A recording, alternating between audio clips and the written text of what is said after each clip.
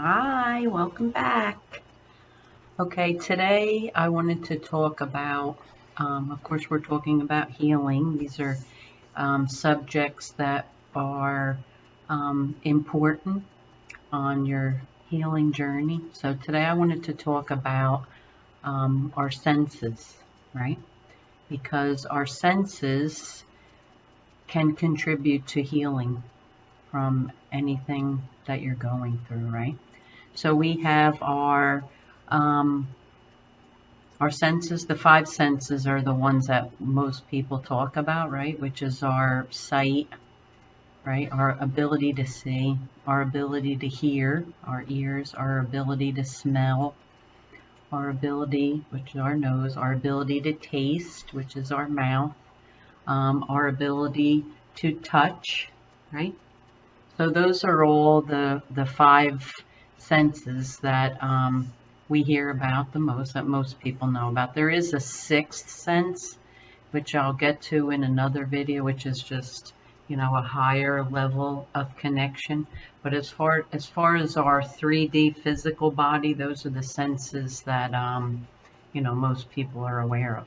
And the reason I bring up those senses are because we can heal, and healing happens through each one of the senses, right? So, as an example, our sight, we have the ability to look at things that can change the way we feel and can bring us pleasure and joy, right? And there's many things, right? Like the painting behind me, the sunflower painting. It's one of my favorite um, paintings that I've ever gotten, and it makes me happy to look at it, to see the sunflowers, right?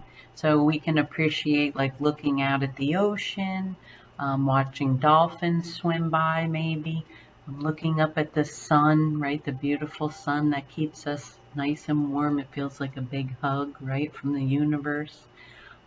Looking up at the moon in the evening, right, and the glow that it puts on the grass and the trees, right? So a beautiful little brand new baby, right? A loved one, flowers, whatever it is for you, right? Those are all obviously just examples, but we can heal and we can bring some level of happiness, if you will, from liking things that we observe, right?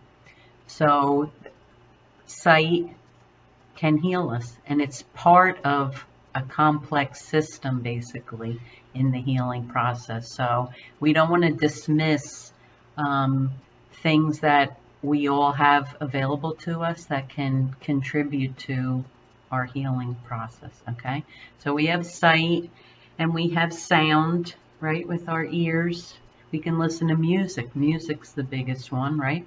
Listening to any kind of music, whatever music you like, it soothes the soul, right? We all can have experiences or have had experiences where we hear a song that we love. It has, the sound can be healing, just the auditory sound can heal us. The words, certain types of music, beautiful music, the lyrics that go with it, it can be very healing, right? Not just music, because music is a big part of it and most people are familiar with that, but there's also um, singing bowls. There's all different types of singing bowls, crystal singing bowls.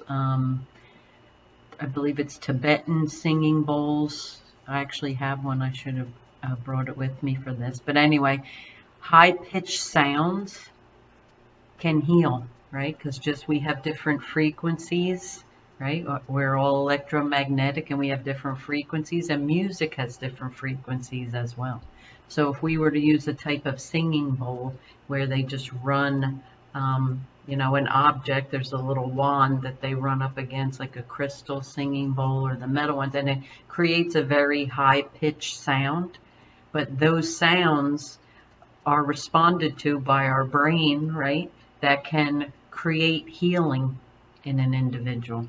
And it can, if someone's in a loop, right, where they're thinking the same thing and they're upset, right, and they're can't snap out of a particular thought or particular emotion, by using the senses, we can use these different things that I'm going through to kind of break out of whatever thought loop is going on, right?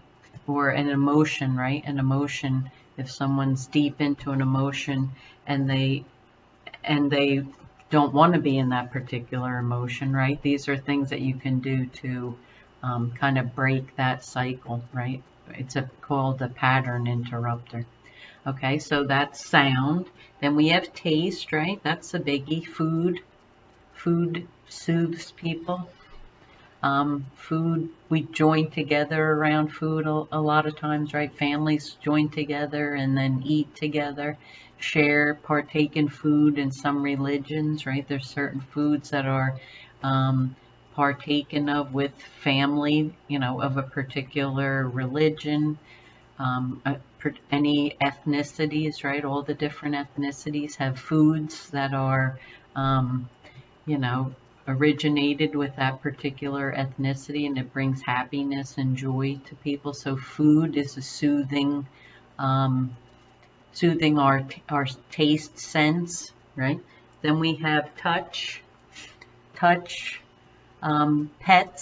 right? As an example, and dogs, cats, pets with soft fur, just petting them, horses, whatever type of pet that you love, just petting a horse, connecting with an animal that's connected with you, right, can bring soothing and healing. Some people don't, use actual live animals. They can use stuffed animals, right? That's used as well to maybe just sit and self-soothe, petting a stuffed animal. And that will break a pattern too and helps with healing. And then the last one is smell, which, we smell flowers, and we can smell the grass being cut, the smell of cut grass, right? Perfume, scents, people, we all have our own sense as well. So the sense of smell can be healing as well. So I just wanted to mention that because I think a lot of times these are things that are so common. We mostly all have them with, some exceptions, but in general, we all have that available to us. It's free, and it can help in self-soothing, because a lot of healing, and specifically, focusing on self-healing, we can do things for ourselves to soothe ourselves, right? And not look to the outside, to other individuals or situations to help us. We can soothe ourselves, right? So that's a lot of what self-healing is about, my opinion, is empowering yourself to heal yourself for yourself, right? Without depending on others to heal you. You can heal yourself. And that's a very powerful place to be, especially if you have felt victimized in some way, shape, or form in whatever the situation or circumstances that you might have gone through. There is some relief in knowing that you can heal yourself. We can't control what happens to us, but we can control how we respond. And we can respond by taking good care of ourselves and learning different tips and tools that we can use to heal ourselves. Okay, so that's it for today. It's a short one, but just wanted to mention that because it is important on the healing journey, right? To get out, walk in nature, listen to the sounds, see the trees, see nature, right? Feel the sun on you possibly, right?